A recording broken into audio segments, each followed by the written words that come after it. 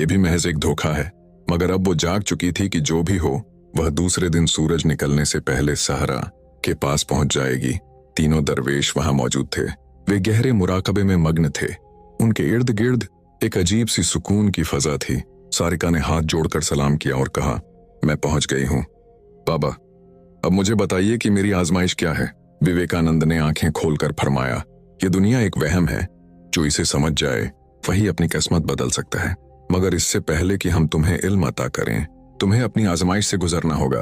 प्रयासानंद ने फरमाया, हम तुम्हें इस सहरा में छोड़ रहे हैं। तुम्हें रात भर तन्हा यहीं गुजारना होगा।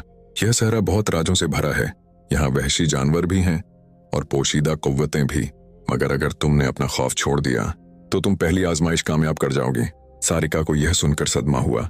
रात भर तन्हा सहरा में वह खौफजदा हो गई, मगर उसने अपने अंदर हिम्मत जमा की और कहा, मैं तैयार हूं। तीनों दरवेश मुस्कुराए और बोले, हम कल सुबह सूरज निकलने के बाद यहाँ आएंगे। तब तक तुम्हें तन्हा रहना होगा। इतना कहकर तीनों दरवेश सहरा के दूसरे किनारे की तरफ रवाना हो गए और सारिका अकेली रह गई। गरूब ए आफताब के साथ ही सहरा में अंधेरा छा गया। चारों तरफ अजीब अजीब आवाजें गूंजने लगीं। दूर किसी दरख्त पर उल्लू की आवाज सुनाई दी। झाड़ियों में कुछ हलचल की आवाजें आ रही थीं। सारिका ने अपने दिल को संभाला और एक दरख्त के नीचे बैठ गई।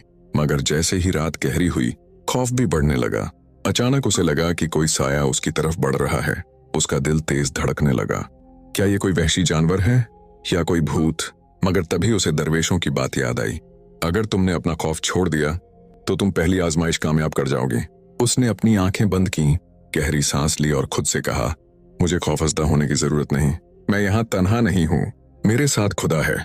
जैसे ही उसने यह सोचा, वह साया आहिस्ता आहिस्ता गायब हो गया। रात भर वह इसी तरह अपने खौफ से लड़ती रही। कभी कोई आवाज सुनाई देती, कभी अजीब सा लर्जा महसूस होता, मगर उसने खुद को पुरसुकून रखा और हिम्मत न हारी। जैसे ही सूरज की पहली किरण सहरा में पड़ी, सारिका ने सुकून की सांस ली। कुछ देर बाद तीनों दरवेश वहां पहुंचे और देखा कि सारिका मुस्कुरा रही है। विवेकानंद ने फरमाया, बेटी, तुमने अपनी पहली आजमाइश कामयाब कर ली। तुमने खौफ पर फतह पा ली।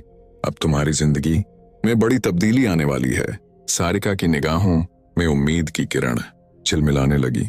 वह समझ गई थी कि खौफ तो हमारे दिल में बसा होता है और जब हम उसका मुकाबला करते हैं तो वह खुद ब खुद खत्म हो जाता है।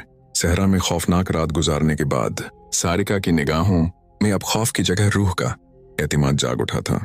जब सूरज की पहली किरणें सहरा की शाखों से छनकर उसके चेहरे पर पड़ी तो उसने महसूस किया कि वह पहले से कई गुना ज्यादा पुरसुकून और ताकतवर हो चुकी थी।